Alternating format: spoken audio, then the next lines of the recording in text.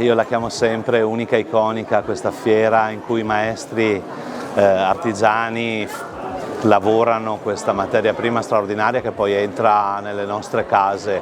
Questo è veramente una manifestazione nella quale si parla di territorio, si parla di montagna, si parla di arco alpino, si parla di tradizioni, si parla di tipicità che poi possiamo trasferire all'interno delle nostre case, non solo le case di montagna ma anche le case dove viviamo, perché poi il legno protagonista si presta molto bene a poter essere utilizzato anche in contesti moderni. Scie di Gloria è una mostra che va dal Novecento ai giorni nostri con le attrezzature degli sport invernali, e uso le parole degli amici della Marzalonga che sono venuti a visitarla e mi ha detto: avete una cosa che non esiste in Italia e non esiste in Europa, merita di essere visitata. Anche per rendere omaggio ai grandi campioni che quelle attrezzature le hanno utilizzate. Redamont è uno dei fiori all'occhiello del nostro programma fieristico. Il mondo dell'industria sta un po' fagocitando quelle che sono le professionalità particolari, soprattutto legate all'artigianato.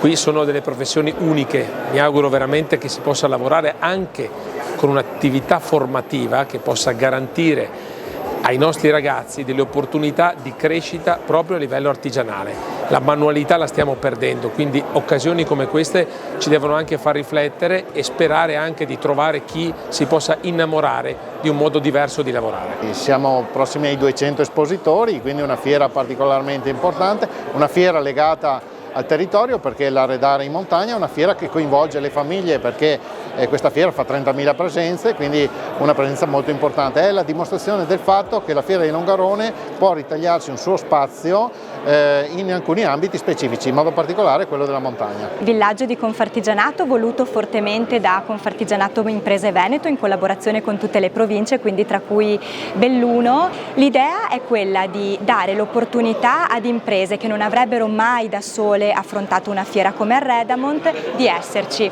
Quindi Confartigianato ha supportato le imprese fin dall'inizio, creando proprio delle facilitazioni per essere qui.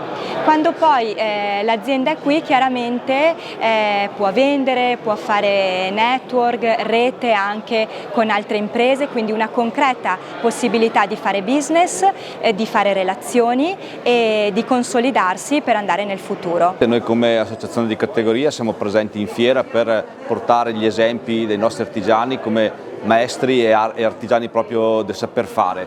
Mettiamo insieme una serie di competenze variegate, da parte della lavorazione del legno alla pittura, alla lavorazione della lamiera, cioè tutte cose che sono comunque prettamente di competenza dell'artigiano, che di fatto è un artista. Una fiera come la Redamont è una vetrina. Noi siamo felici di essere presenti per il secondo anno consecutivo proprio perché ci teniamo a far sì che questa fiera cresca. Siamo contenti di come è stata organizzata e soprattutto di tutti gli eventi che sono in programma, quindi da parte nostra c'è il massimo sostegno a questa iniziativa.